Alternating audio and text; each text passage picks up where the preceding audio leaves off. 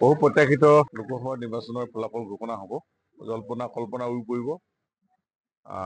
আজি সকলো এতিয়া সাজু হৈছে। ইতিমধ্যে আমিও আহি সোণাৰীৰ এই কাউণ্টিং স্থলীত উপস্থিত হৈছিলোঁ। কাউণ্টিং এজেণ্টসকল বিভিন্ন দলৰ ইতিমধ্যে সোমাইছে ভিতৰত। আমি ভাবোঁ আশা কৰা মতেই, চৰ্চা কৰা মতেই ফলাফল হ'ব। আমাৰ ভাৰতীয় জনতা পাৰ্টীৰ পক্ষত 12খন আসন আহিব। আমি সোণাৰীতো তপন গগৈ ডাঙৰীয়াক আমি 1 লাখৰ ওপৰত ব্যৱধানত আমি জয়ী কৰিব পাৰিম, সেইটো নিশ্চিত আছে। আমি সোণাৰী মাহমৰ লগে 50,000 আমি আশা কৰি আছোঁ। চাওঁ কি হয়, খন্তেক বছৰতে এইটো ওলাবই। গতিকেলৈ আমি ভাবোঁ ভৰসামতে হ'ব। এক্সিট পলৰ সন্দৰ্ভত এক্সিট পল সঠিকভাৱে আহিছে। এক্সিট পল হৈছে হয়তো এক্সিট পল মানে একজেক্ট নহ'ব পাৰে, অলপ ইফাল সিফাল হ'ব পাৰে, কিন্তু এক্সিট পলে সঠিকভাৱেই তেওঁলোকৰ ফলাফলৰ সন্দৰ্ভত যিখিনি আগবঢ়াইছে অসমৰ বা ভাৰতবৰ্ষৰ জনগণলৈ, এইখিনি আশানুৰূপভাৱে হ'ব বুলি আমি আশা ৰাখিছোঁ। আৰু কংগ্ৰেছ দলে ইতিমধ্যে হতাশাত ভুগিছেই।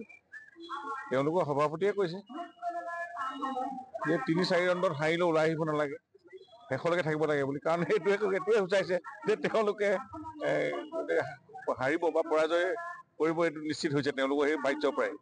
গৌৰৱকৈ যিহেতু উৎফুল্লিত হৈ আছে জিকিম বুলি।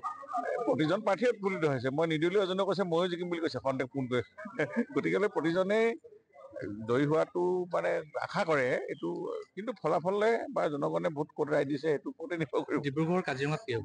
নাই ডিব্ৰুগড় কাজিৰঙা ডিব্ৰুগড় এইবিলাক আপুনি চাব। ডিব্ৰুগড় খন্তেক পিছতে আপুনি 10 বজাৰ লগে লগে ইয়াৰ লিডিংটো আপোনালোকে দেখিবই। আমি গতিকেলৈ অকণমান ৰৈ দিয়ক, চাওঁ নহয় জানো। ডিব্ৰুগড়, যোৰহাট, কাজিৰঙা আমি এইবিলাক একোৱে চিন্তা কৰা নাই, ধুনীয়াকৈ জিকি যাওঁ। গতিকেলৈ যি জিকি যাব সি হাঁহিব আৰু যি হাৰিব সি কান্দিব। বহু প্ৰত্যাশিত লোকসভা নিৰ্বাচনৰ ফলাফল ঘোষণা হ'ব। জল্পনা কল্পনা উৰি পৰিব। আজি সকলো এতিয়া সাজু হৈছে। ইতিমধ্যে আমিও আহি সোণাৰীৰ এই কাউণ্টিং স্থলীত উপস্থিত হৈছিলোঁ। কাউণ্টিং এজেণ্টসকল বিভিন্ন দলৰ ইতিমধ্যে সোমাইছে ভিতৰত। আমি ভাবোঁ আশা কৰা মতেই, চৰ্চা কৰা মতেই ফলাফল হ'ব। আমাৰ ভাৰতীয় জনতা পাৰ্টীৰ পক্ষত 12খন আসন আহিব।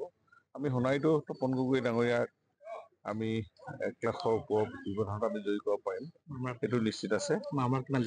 আমি সোণাৰী মাহমৰ লগে 50,000 আমি আশা কৰি আছোঁ।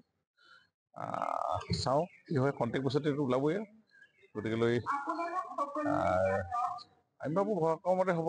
এক্সিট পলৰ সন্দৰ্ভত এক্সিট পল সঠিকভাৱে আহিছে। এক্সিট পল হৈছে হয়তো এক্সিট পল মানে একজেক্ট নহ'ব পাৰে, অলপ ইফাল সিফাল হ'ব পাৰে, কিন্তু এক্সিট পলে সঠিকভাৱেই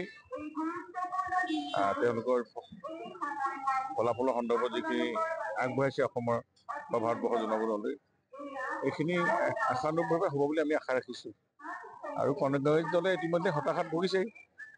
তেওঁলোকৰ সভাপতিয়ে কৈছে যে 3-4 ৰাউণ্ডত হাৰিলেও ওলাই আহিব নালাগে, শেষলৈকে থাকিব লাগে বুলি। কাৰণ এইটোৱে সূচাইছে যে তেওঁলোকে হাৰিব বা পৰাজয় কৰিব, এইটো নিশ্চিত হৈছে তেওঁলোকৰ সেই বাহ্য প্ৰায়।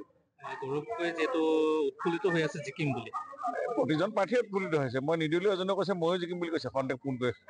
গতিকেলৈ প্ৰতিজনেই জয়ী হোৱাটো মানে আশা কৰে, এইটো কিন্তু ফলাফলে বা জনগণে ভোট ক'ত ৰায় দিছে সেইটো ওপৰতে নিৰ্ভৰ কৰিব। ডিব্ৰুগড় কাজিৰঙাত কি হ'ব? নাই ডিব্ৰুগড় কাজিৰঙা ডিব্ৰুগড় এইবিলাক আপুনি চাব। ডিব্ৰুগড় খন্তেক পিছতে আপুনি 10 বজাৰ লগে লগে ইয়াৰ লিডিংটো আপোনালোকে দেখিবই। আমি গতিকেলৈ অকণমান ৰৈ দিয়ক, চাওঁ নহয় জানো। ডিব্ৰুগড়, যোৰহাট, কাজিৰঙা আমি এইবিলাক একোৱে চিন্তা কৰা নাই, ধুনীয়াকৈ জিকি যাওঁ। গতিকেলৈ যি জিকি যাব সি হাঁহিব আৰু যি হাৰিব সি কান্দিব।